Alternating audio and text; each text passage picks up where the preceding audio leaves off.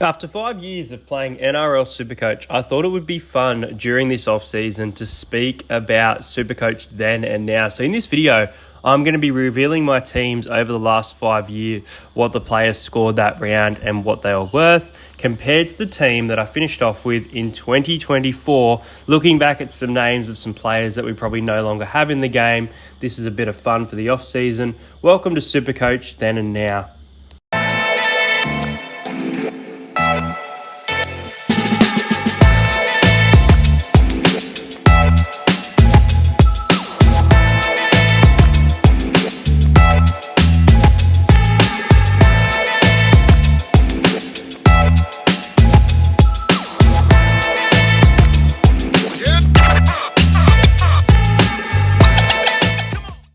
First up, let's head back to May 2019, and Damien Cook was my hooker at $780,000. Massive price, an average score of 83. That round with 81. On the bench, I did have Blake Brayley, who only had a score of 11 and was $200,000, so very short there. In the front row, I had retired Dragon James Graham with a score of 32 and Marty Tapau at $500,000 with a score of 68. Usual suspect there on the bench. I believe it was his first year, actually. Payne Haas for the Broncos, $460,000 with a score that week of 102 on the scene. Nelson Asofa-Solomona, the other forward on the bench there. Now, I also had for the Dragons in the second row, I had Tariq Sims at $460K. He was a score of 71. Felice Kafusi, a score of 82. And Victor Radley on the bench, an incredible couple of names here on the bench. In 2019, James Fisher-Harris at $500K and Liam Martin at $260K. I remember getting Liam Martin and knowing this guy had a big career ahead of him, and I was right. My halfback was actually Cody Nikorima from the New Zealand Warriors at $450K with a score of 65. Backup halfback was Dylan Brown, but it looks like he was out. This is when I think he had this back pain. My 5'8" was Anthony Milford at $470K with a score of 24, and Kyle Flanagan, the backup, with a score of 55. So lucky I did have him reserved that week. Wings and centres, I had Micah Sebo from the Eels. Well, not anymore, but at the time. Corey Oates from the Broncos, Josh Addo-Carr from the Storm, and Zach Lomax from the Dragons. On the bench was Christian Crichton from the Dogs, Tristan Saylor, and Daniel Tupou. And at fullback was Chance Nickel-Klokstad with Corey Allen at the back. So, yeah, interesting team there. One of my first sort of years. I think the forward pack really sort of sealed it. Don't know about those halves there of Milford and Nikorima. Back then, Cook was such a Supercoach gun. Still is a bit of a Supercoach gun, but definitely not a $700,000 price anymore. And, yeah, interesting to see this team. There's still a lot of players that are certainly around, and players like Blake Brayley would be worth a lot more too. So that was May 2019. Next up is May 2021. I apparently didn't have a team in 2020. 2021 was when the NRL was moved to Brisbane thanks to the pandemic. Hooker was Jaden Brayley, who started going down in price, had an average score of 71 at $560K, 44 for that round. Backup hooker was Mitch Rain from the Gold Coast Titans at a high price at $418,000 at the time. Front rowers was John Asiata from the Brisbane Broncos with a score of 67, and James Fisher-Harris was there, promoted to the starting side this time. Mr. Barbecue, Paul Vaughan on the bench, $468K with a score of 48. And Zach Sadler, who played that round for the Sea Eagles, haven't heard that name in a long time, averaged a score of 9, had a score of 8, and was only $170K there at the time. So that was a good pickup. David Fifita did not play. He was $859,000 for the second row forward department. Victor Radley with a score of 21, going down in price at $330K. I'm guessing the Roosters were in a little bit of a slump there. Tyson Frizzell, 51 with a price of $596. On the bench was Bryce Cartwright with 32, Teague Wilton, and Jordan Ricky, who did not play, interesting enough, that round as well. Now, my halfback for this was Nathan Cleary. He was $1 million player. He had a score of 190, and I did have the captaincy on him. If you want to let me know who that game was against in May, let me know, because that's really, really cool. Jaden Sullivan was my backup halfback for this one. Matt Burton at the time was the halves at the Panthers. So maybe Luai had an injury there, but Matt Burton, he had a score of 123 in that game as well. So massive game for the Panthers there in May 2021. Josh Schuster was on the bench and on my reserves with a score of 77 at 400k, so not a bad price there. Massive week for this team actually, because Val Holm, 590k, had a score of 130 with a average score of 70. Had Justin Olam, who was very unreliable at Supercoach, Alex Johnston and Cody Ramsey. Also on the bench was Tom Opacek, Tessie New and Ronaldo Mulatalo, who did not play that week. The backup fullback at 570k was Dylan Edwards, and my main fullback at 947k with a score of 151 was Tom Trbojevic. So that is a massive team there. You know, you've got Tom Trbojevic, you've got Nathan Cleary, you've got Valentine Holmes for goal kicking. So it's funny because I think maybe the second rows, even though they're big names now, back then they weren't really doing much, and that's an issue. Jaden Brayley at hooker, maybe the hooker department isn't that great once again, but overall, this is a very, very strong team in 2021. This next team is actually in July of 2022, so getting closer to finals football, just the halfway point of the season, looking like a strong team from what I can see here. At the time, I had a remaining salary of 560k with 6 trades left, and it was round 24, so yeah. Harry Grant was my hooker with a score of 93 that round at 600k, and my backup hooker, probably too expensive there, but it was Damien Cook. That's probably not the greatest decision there. In the front row was Payne Haas with 55 and Jason Tamalolo with 34. He was probably coming off the bench, I remember, for a long time there. And in 2022, they were a very good team. The Cowboys, we beat them in Townsville, but they arguably could have been part of the grand final. They were heavy favourites at one point. Jesse Bromwich on the bench, 38, 370k. Lachlan Bayless for the Broncos did not play. I'm not sure if he has debuted, to be honest. Second row, Jack Bird in the back row for the Dragons with a massive score of 88 and 600k, so he was showing what he was worth. Brandon Smith with a score of 38 at the Storm, playing hooker, and yeah, he started to go down a lot, 470k. I remember getting him for like 600k.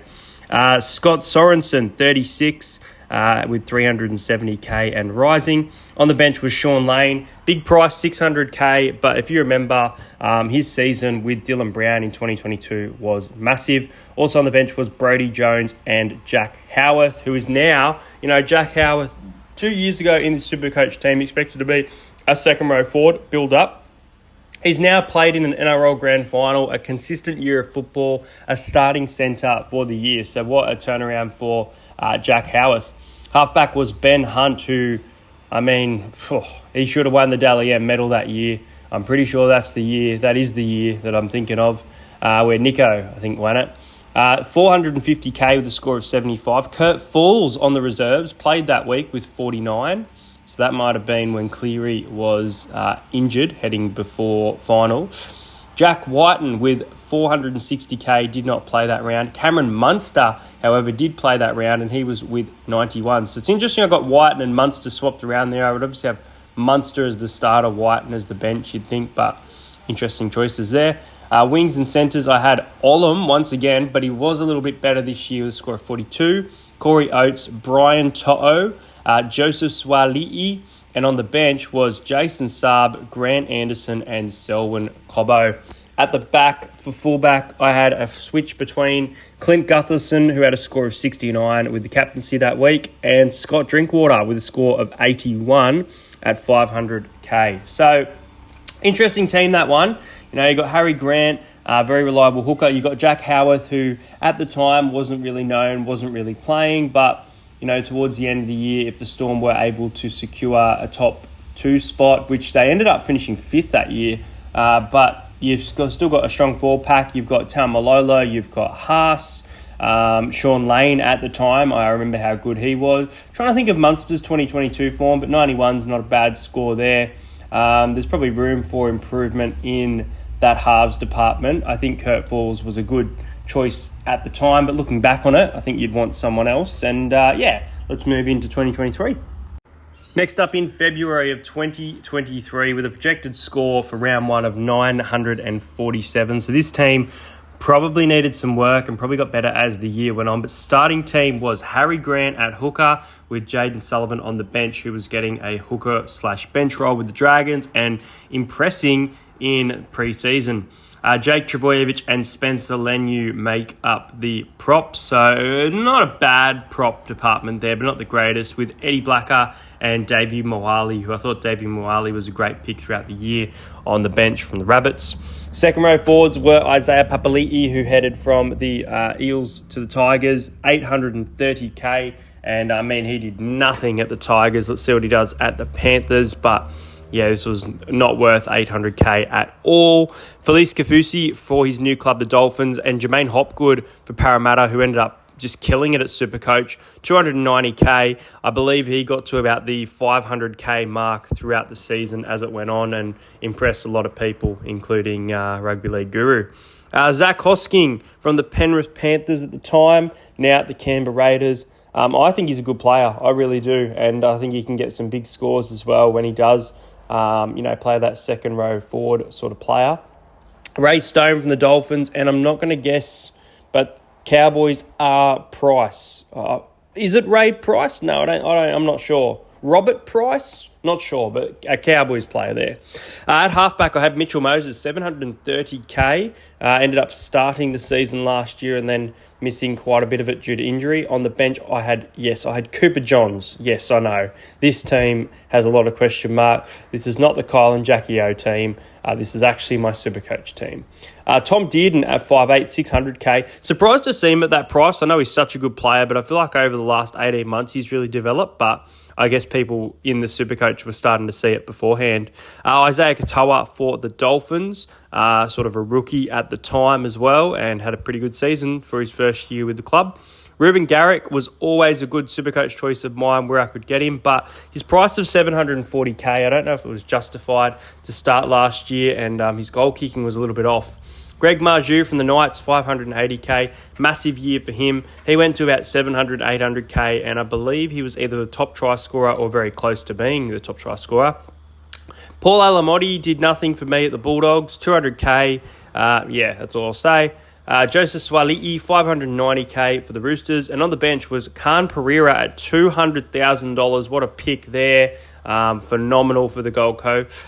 Bailey Hodgson and Isaiah Carapini, who will get more time with Souths, I believe, in the future. And then I think he's gone to Broncos now, but keep an eye on him still. Fullback, Scott Drinkwater. So from the previous year, I've upgraded him as the starter, expecting a big year from him. And on the bench, I know he is a centre winger, but you can put him in the fullback spot, was Taruva. So, yes, interesting team. Harry Grant, once again.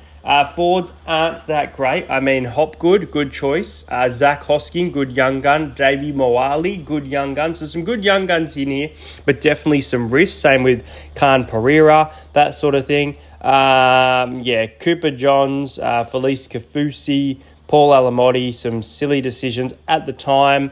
And I don't rate this team too much looking back at it, if I'm honest. Now, because the season's over, you can't see the prices for Supercoach, but this is the team I finished up with in 2024. And I'll tell you what, I'm looking at this team, looking at the scores in the last round as well, and they're not too bad, not going to lie. So at hooker was Reed Marnie from the Dogs with a score of 45. Blake Brayley with a score of 43. So going back to Blake after all those years, once again on the bench, but I did swap him with Marnie depending on who each team was playing. In the forwards was Josh King with a score of 87, playing the Dolphins, it says. So maybe, I don't know when this was actually, but the Adam Fanua-Blake from the Warriors, 77.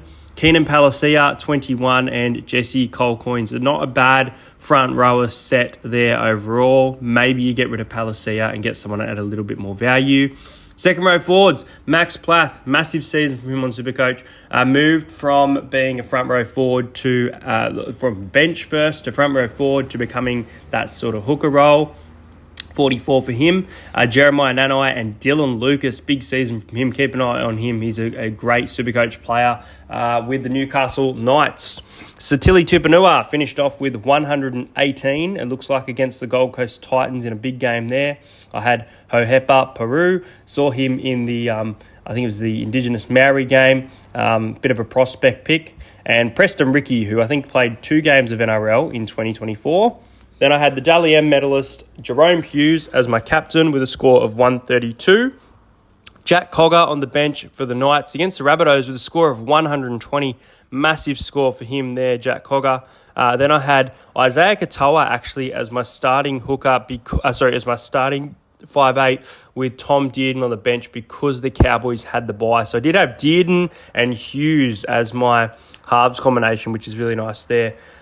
In the centres, I had Will Warbrick, Jack Whiten from Souths, Selwyn Cobbo, and Kyle Iro. They all have a score of 81, 91, 66, and then 48. So some pretty high scores there.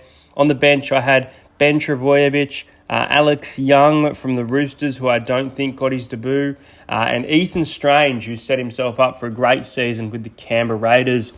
At the back half of the season, at fullback was James Tedesco. And I don't think he played there towards the end at all because I think there was another player that took over from Ponga, Fletcher Sharp.